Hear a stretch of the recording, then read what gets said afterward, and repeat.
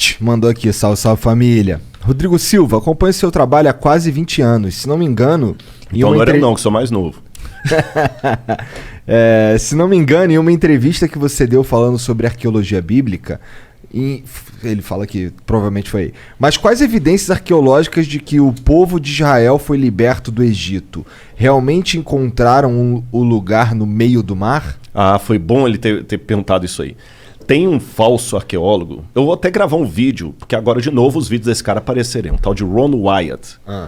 Que ele fala que encontrou roda do carro de Faraó debaixo do Mar Vermelho, encontrou a Arca da Aliança lá em Jerusalém. É tudo mentira, sabe? E toda vez que eu dou palestra, o pessoal pergunta sobre isso, que encontrou a Arca de Noé também lá na Turquia, e tudo falso. Tudo falso, falso. E o cara tinha umas paranoias meio doidas, que Deus falou com ele quando ia revelar a Arca e tudo e tal.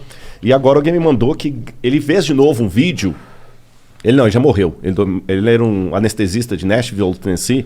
E fizeram um vídeo agora bem feitinho e tudo e tal, e já tá com mais de 1 milhão de visualizações. Então, sobre o que esse vídeo é? Esse é sobre a achado da Arca de Moisés, a Arca da Aliança.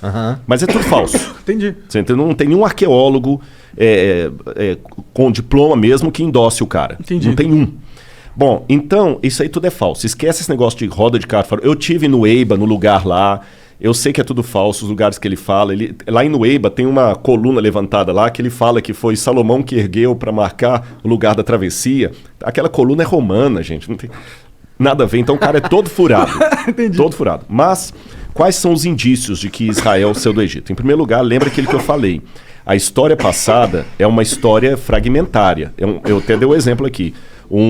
Como se fosse um quebra-cabeças de 10 mil peças. Faltando um monte, faltando a maioria. Então, assim, não é só história, arqueologia bíblica, não. Isso vale para a arqueologia da Grécia, arqueologia de Roma. A biblioteca de Roma se incendiou nos anos 60, não 1960, na época de Nero. Depois você teve também a queda da Biblioteca de Alexandria, em 691. Depois você teve em 1453 o incêndio da Biblioteca de Constantinopla. Muita coisa se perdeu. Então a gente tem um monte de fragmento que a gente completa com coisas que fazem sentido. Fazem sentido. E bingo, é isso aí, Igor. Então algumas coisas que fazem sentido. Em primeiro lugar, eu desloco o êxodo da época de Ramsés e coloco na época de Tutmosis, na 18ª dinastia. Eu sei que o desenho da Disney... aliás, foi até uma crítica que eu fiz na Record lá e eles aceitaram que na novela Os 10 Mandamentos o faraó era o Ramsés. Eu falei, tá errado. Cronologicamente falando, o faraó tem que ser alguém da 18ª dinastia. Então é lá que eu tenho que buscar as evidências do êxodo. E quando eu vou na 18ª dinastia, eu encontro um monte de coisa. Em primeiro lugar, você tem uma rainha, filha do faraó, chamada Hatshepsut. E nessa época que ela estava ali, o pai dela era Tutmosis II. Tá bom? Tutmosis II.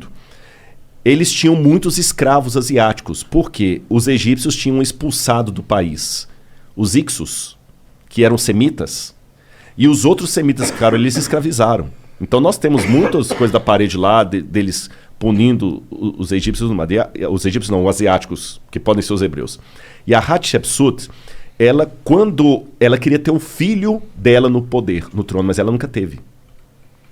Então tudo indica que ela adotou uma criança. E a Hatshepsut, ela até se proclamou faraó para não deixar que o filho do marido com a amante assumisse o poder.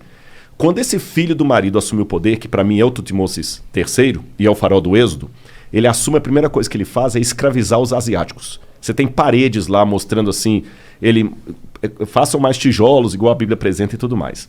Aí, curioso, que quando você vai na tumba dele, você descobre algumas coisas curiosas. Daqui a pouco eu vou lembrar o ano que a tumba foi descoberta. Ela tem na parede o Amduat, que é a oração que o egípcio faz para as passagens da alma no mundo dos mortos, no barco solar, até Osíris e voltar. Na 12ª oração da Amduat, tem uma oração de Tutmosis assim, que aqueles que morreram com ele na grande inundação e não tiveram oportunidade de ser mumificados, que tenham o seu corpo preservado. Porque eles morreram na grande inundação por seguirem a sua carne. Estranho, né? Não tem inundação no Egito, não chove. Não chove, só chove lá em Alexandria, mas aqui embaixo não chove. Que inundação é essa? Uma inundação que matou o exército de Faraó e está registrado isso lá. Outra coisa curiosa é que quando descobriram Loré, que descobriu a tumba dele, quando abriram, o sujeito que está mumificado ali não pode ser o Tutmoses, porque ele morreu com 60 e poucos anos, e o sujeito que está ali tem 20 e poucos anos. Alguém foi colocado no sarcófago no lugar dele. Entendi.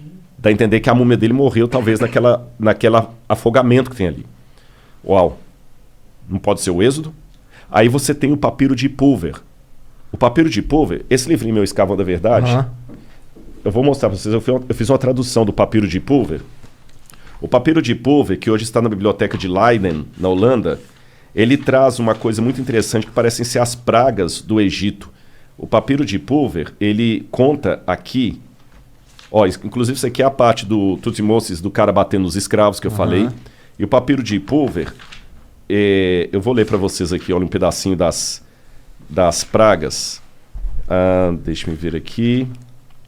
Bom, eu vou mostrar a foto aqui e vou citar o papiro de Pulver para vocês. Tá. Ele fala assim, Deus Horus, por que as tragédias se abateram sobre o Egito? Por que o Nilo virou sangue? Por que o Nilo virou sangue? Por que as trevas estão em todas as partes? Por que os animais estão morrendo no campo sem que ninguém os recolha? Isso está no papiro. Está no papiro. Por que os filhos dos nobres estão morrendo de causa inesperada? E por que os escravos saíram do país para o festival do Deus deles e levaram o nosso ouro no seu pescoço? Tanto as pragas como o fato dos hebreus irem embora e levar o ouro dos... Está tudo no Êxodo. Estou dando apenas 2 pinceladas aqui. Faz sentido. Ele chegou, começou a escravizar os caras ficaram putos, entraram em guerra, mataram todo mundo. Mas o papiro de Pulver não é Bíblia. Ele está na Bíblia? Não, o papiro de Pulver não é Bíblia. Não é Bíblia? Não é Bíblia. É um documento egípcio. Pode crer. Você está entendendo? Então eu estou pegando a história da Bíblia contada por um documento fora da Bíblia. Os painéis ali de Tutmoses III. Até o nome de Moisés faz sentido nisso, porque na 18ª dinastia, eles tinham muito costume de pegar a palavra Mes ou Mose, em egípcio, significa nascido de. E eles acoplavam o nome nascido de ao nome de uma divindade. Então você tinha, por exemplo, Mose, nascido do deus A, o deus da lua. Tutmoses, nascido do deus Tot, o deus escriba. E o nome do hebreu, Moses, Moshe em hebraico. Nascido de. De quem?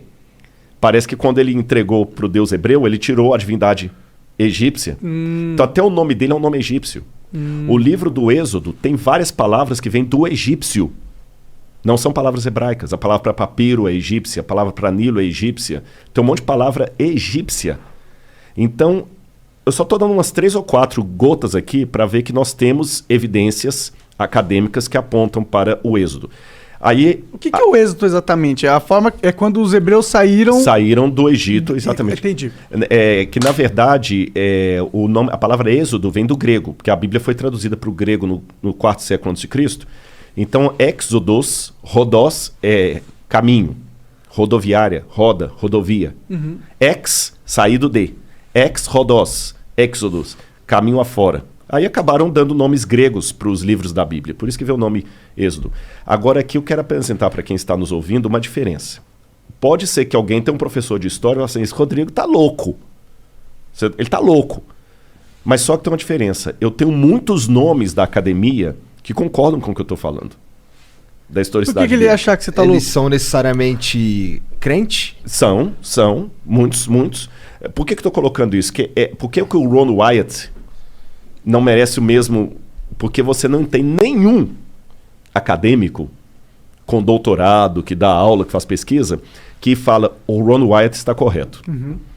Mas você tem muitos acadêmicos que falam que o que eu estou falando está correto. Está cheio de nota de rodapé. Eles produziram coisas que a ciência acredita e que comprovam certas teses. Ou comprovam, ou que ajudam, evidenciam. Exatamente. Então, assim, eu tenho muitas notas de rodapé nos livros que eu uso. Sim. Você está entendendo? Na Universidade Hebraica, professores, trabalhos sérios. A Universidade Hebraica, onde eu fiz o curso lá, desse tamanhozinho, saíram vários prêmios Nobel dali. Agora, o que eu estou colocando aqui para vocês é o seguinte. Muita gente talvez está surpreso com as minhas declarações, não é porque elas são anticientíficas. É porque, infelizmente, a academia é tão dominada pelo... Eu sei que eles odeiam quando se fala isso, mas existe um ateísmo metodológico que quando alguém apresenta evidência de Deus, parece que o cara está sendo terraplanista. E não é bem por aí. No caso, eles não apresentam... Isso não é nem evidência de Deus, de certa forma. É a evidência que a Bíblia conta passagens que realmente aconteceram. Mas só que aí tem uma coisa importante. Aí eu tenho que pular para a teologia para responder isso. Não existe a arqueologia do Bhagavad Gita. Bhagavad Gita é o livro sagrado dos hindus. Não existe? Não. Por uma razão muito simples. Eu dei o exemplo do Bhagavad Gita, mas eu podia falar do livro dos Vedas, eu podia falar do Tao Te Ching, do taoísmo, do Zen da Avesta, do zoroastrismo, podia falar até do Alcorão. Esses livros, de uma maneira geral, eles não se preocupam com a historicidade do fato. O Bhagavad Gita, por exemplo, ele conta a história de Arjuna e Krishna numa batalha. Só que se você chegar para um hindu e falar o seguinte, mas e se o Krishna for uma lenda? Não muda nada a minha vida. Só que a Bíblia, ela tem uma audácia. Perdão, uma audácia literária diferente. A Bíblia coloca tudo ou nada. Quando você lê os autores bíblicos, fala o seguinte, se o que a gente falou é mentira, então esquece. Mas se o que a gente falou existiu de verdade, então a teologia também é verdadeira. A teologia bíblica, diferente da teologia desses livros que eu falei, ela precisa da história para se fundamentar. É como se o Deus da Bíblia falasse assim, olha, a prova que eu dou de que o que eu estou falando existe é que a história que eu estou contando nesse livro aconteceu e ela registra os meus atos na história do povo de Israel. Entendeu? Então, quando eu descubro que realmente houve um êxodo, então, peraí, então o livro ele é historicamente válido. Se ele é historicamente válido, a teologia que se assenta nessa história também o será. Não tem um pulo aí? Porque, tipo, se a gente comprova que uma parte do livro tá certo, a gente não necessariamente consegue extrapolar que ele inteiro tá certo. Uhum. Tipo, eu posso escrever agora um livro pra você, colocar, sei lá, hoje fez frio não sei que dia é hoje, mas hoje fez frio pra caralho. E aí numa página seguinte fala, ontem... E a página tava falsa. Hã? Uma página tá verdadeira, outra tá falsa. Exato, eu posso fazer isso. Então, tipo, ok, a gente conseguiu descobrir que tem uma parte da Bíblia que realmente aconteceu, tá lá. Mas isso não prova realmente que tudo que aconteceu, que tudo que tá na Bíblia aconteceu exatamente como tá na Bíblia. Não, isso concordo. Do ponto de vista histórico, nem da Bíblia